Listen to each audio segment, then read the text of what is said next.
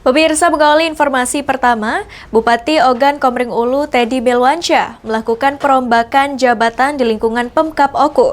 Kali ini Teddy melantik dan mengambil sumpah jabatan eselon 3 dan 4.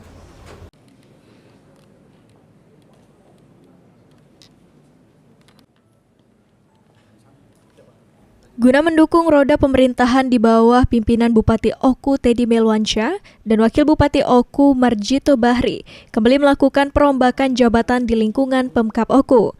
Teddy melantik dan mengambil sumpah jabatan eselon 3 dan 4. Para pejabat terdiri dari sekretaris, kabid, lurah, dan kepala sekolah.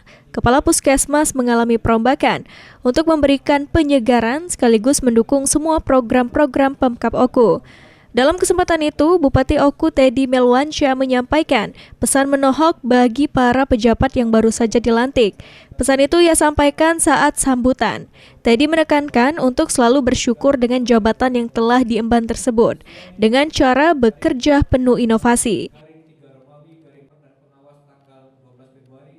Dan jangan sungkan-sungkan untuk melakukan inovasi, perbanyaklah prestasi. Selama ini kita hanya menjalankan rutinitas linear baik tanpa galak melakukan ide-ide yang tanda kutip, ide-ide gila, ide-ide yang di luar kebiasaan, tapi yang positif, ya inovasi, ya terobosan, ide kreatif. Administrasi itu sebanyak 42 orang. Kemudian jabatan pengawas 14 orang, jabatan kepala sekolah 30 orang, dan kepala PTT Puskesmas sebanyak 6 orang. Inilah yang dilantik oleh.